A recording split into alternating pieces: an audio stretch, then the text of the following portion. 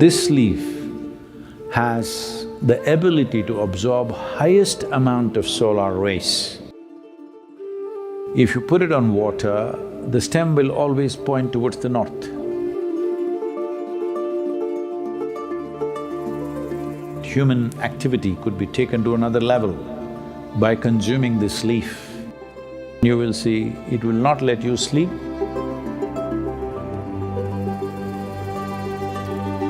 Its stem is so sensitive that it becomes a source of perception.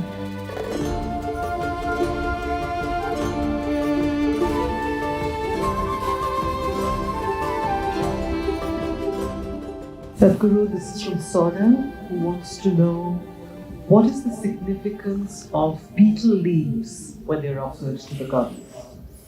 Oh, that means you didn't eat it. You know, people look at sooth on the betel leaf and tell future or read.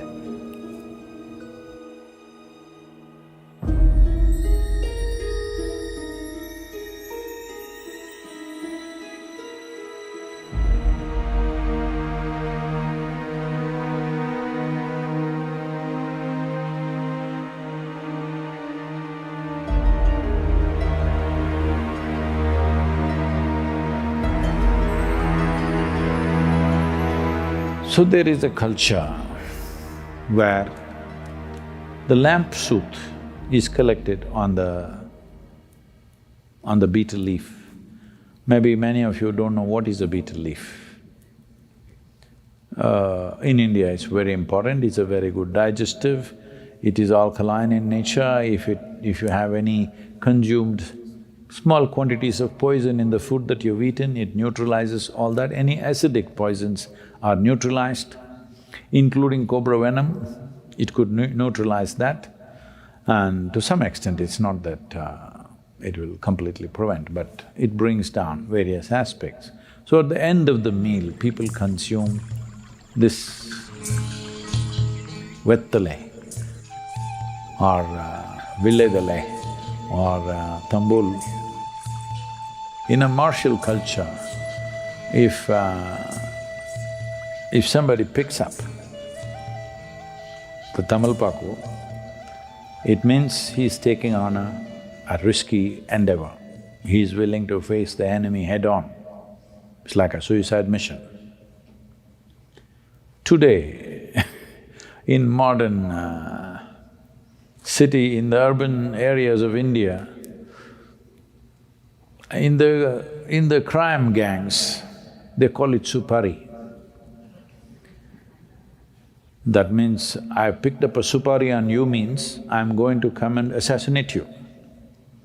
So, the word spreads, there's a supari on him.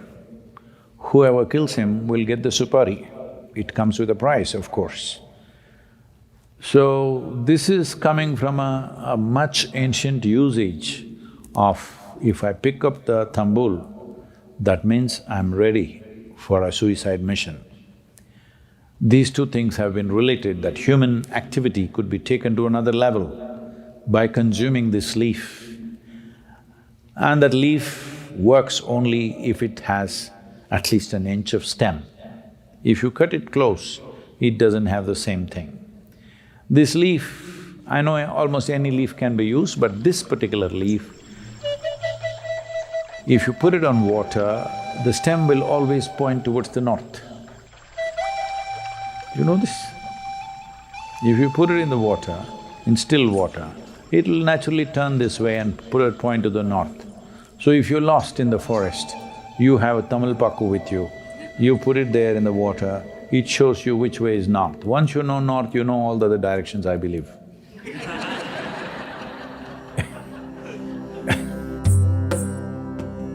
Betel leaf and perception have been connected because it is a neurological stimulant, nervous stimulant rather.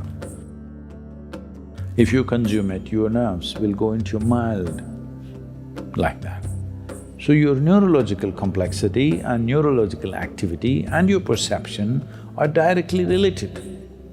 Why a human being is able to perceive things a lot more than any other creature is we have the most complex neurological system. Actually, you should hear better, you should see better, you should smell better than any other creature. But living in cities, it's been dulled down. If you lived in nature, these things would be very, very alert, just like that. You would be far better than most creatures in terms of smelling, seeing, hearing, everything. But it's dumbed down because of excessive impact of both visual, auditory and olfactory, everything is overloaded living in a urban society. Because of that, it's kind of gone down. Otherwise, if a human being lives in nature, he has the highest level of five senses. Because we have the most complex neurological system, a little hype on that, you naturally perceive.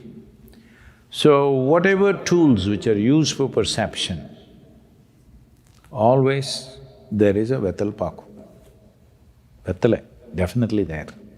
So Devi, Hanuman and various other gods and goddesses are always covered with this particular leaf.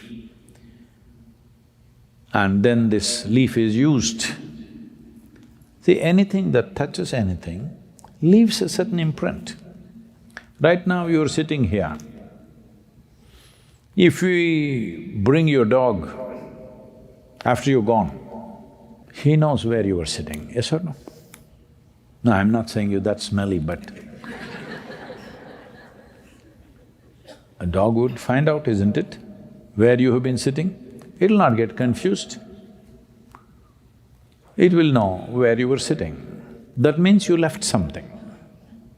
So any contact, you always leave something and take something.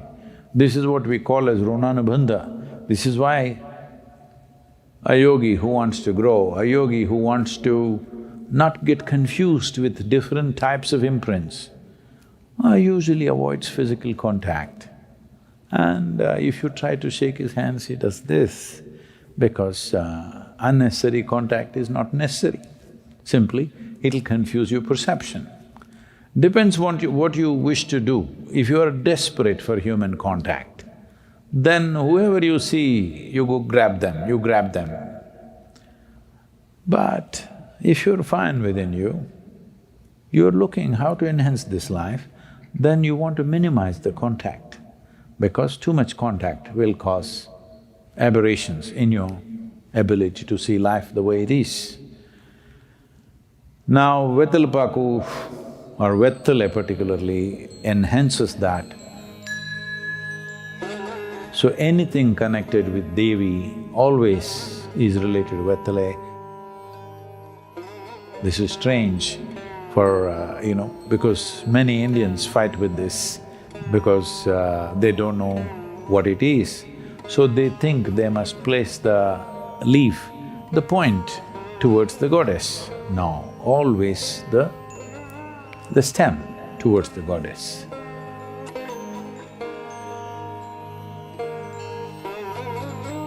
It looks like it's being offered to you, but that's what it is for you. Because a betel leaf stem is capable of perceiving things. Betel nut and this leaf are used together, so English people started calling it betel leaf. It is not a betel leaf, it is Vettale. Paku is separate. So this leaf has the ability to absorb highest amount of solar rays per square inch compared to any other leaf. That's why it grows only in shade. It cannot take sunlight because it absorbs too much. So because of this ability to absorb, particularly its stem is so sensitive that it becomes a source of perception, and it has a pointer towards the north, and if you consume it, it enhances your neurological system and in turn your perception. And if it's been been in touch with Devi or its stem is pointing towards Devi, it also absorbs whatever is her quality, and then you want to put it into your system, that is the idea. Or people just put it on their body, some people put it to their Manipuraka or Anahata or Vishuddhi. Don't do these things because that needs a certain preparation, but you can consume it. Not every day, maybe once in a way if you want. You can consume it definitely you can see there's a little up. It is a stimulant, unlike coffee or tea. It is not aggressive like that, but it works. If you have a heavy meal and then eat a betel leaf, then you will see it will not let you sleep, but at the same time you don't feel hyper-activated. A gentle activation of the neurological system happens. So it's been in use for a long time and betel leaf also, there is a tradition you should never tear it vertically because the spine of the betel leaf is very important. You should not tear it vertically. If you want to share it, if the leaf is like this, you must cut it like this, but never cut it like this. So for this metaphorically there is a story. There was a king called Jarasandha. Jarasandha was a very powerful man and ruled with an iron fist. He was in the eastern side of India, he had ambitions to spread across his kingdom. So Krishna didn't want that to happen. They went there incognito, kind of, but then they revealed themselves. Then Jarasandha was a great wrestler and a warrior. So when they invited him for a duel, he said, "You choose, whichever way you want, I'll fight with you." So Krishna said, "You'll have to wrestle with Bhima." Jarasandha was as strong as Bhima and as skilled as Bhima, so he said, "Fine." So they got into a wrestling match. They say this match went on for 13 days. Maybe they slept in the night, but 13 days match went on without a decision.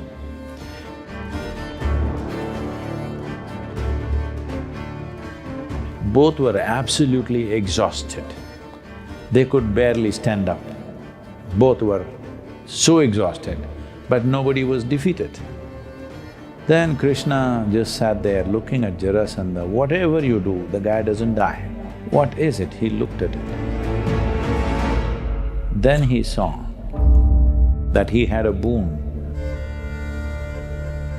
Unless he's torn into two pieces, he will not die. So Krishna was sitting there eating betel leaf and nut. He took a betel leaf. Out of sheer frustration, Bhima looked at him, "What am I supposed to do? I'm finished. That guy is not dying, I won't give up. It's going on endlessly, what to do?" Krishna took the betel leaf and split it vertically.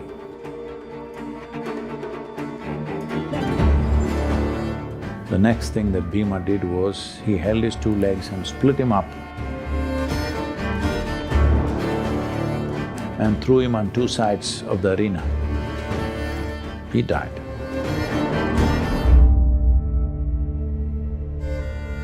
So, splitting the Betel in vertically is a wrong thing to do in the homes. It's never done that if you want to share it, you always break it in half like this, because probably this is just a story to tell you, but the important thing is, the most important part of the leaf is the spine.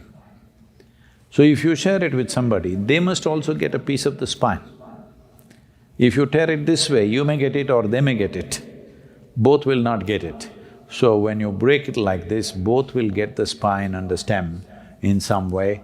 So that's the reason why betel leaf and Devi are very connected, because both are for perception, both are for enhancing human perception.